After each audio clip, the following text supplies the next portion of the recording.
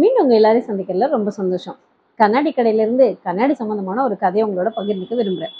ஒரு கணவன் மனைவி தினமும் காலையில 2 பேரும் காஃபி எடுத்துட்டு தன்னோட வீட்டோட பால்கனில உட்காந்து காஃபி குடிக்கிறது அவங்களுடைய வழக்கம். ஒவ்வொரு நாள் அங்க உட்காரும் போதும் அவங்களுடைய கண் எதிர்த்து வீட்டை நோக்கி பார்த்துட்டே இருக்கும்.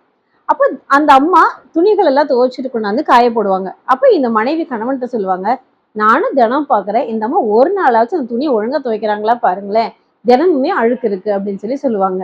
இவங்க வீட்டுக்காரர் ஸ்மைல் பண்ணிட்டு மீண்டுமா ஒரு காஃபி குடிக்க ஆரம்பிச்சுவாரு. இது ஒவ்வொரு நாளும் தொடர்ந்துகிட்டே இருந்தது. தினமும் அந்த அம்மா சொல்றது, இவர் சிரிக்கிறது, கடந்து போறது இப்படியே இருந்தது. ஒரு நாள் 2 பேரும் அதே மாதிரி காஃபி குடிக்க வந்து உட்கார்ந்தாங்க. இந்த அம்மாவோட பார்வை வழக்கம் போல எதிர் வீட்டுக்கு போச்சு. பார்த்துட்டு, இங்க பாருங்களேன், இன்னைக்கு எவ்வளவு சுத்தமா அவங்க துவைச்சு போட்டிருக்காங்கன்னு, அட அதிசயமே அப்படின்னு சொன்னாங்களாம். உடனே கணவர் சொன்னாராம், முதல்ல நம்ம வீட்டு கண்ணாடியை பாரு, நேத்து தான் இந்த கண்ணாடியை தொடச்சேன், அதனால உனக்கு அது வழியா பார்க்கும்போது இன்னைக்கு சுத்தமா தெரியுது அப்படின்னு சொல்லிட்டு அந்த அம்மாவுக்கு ஒரே வெக்கமா போயிடுச்சாம்மா. நிறைய நேரங்கள்ல அடுத்தவங்க சரியாதாங்க இருப்பாங்க, நாம பார்க்கக்கூடிய பார்வை தான் வேற மாதிரி இருக்கும்.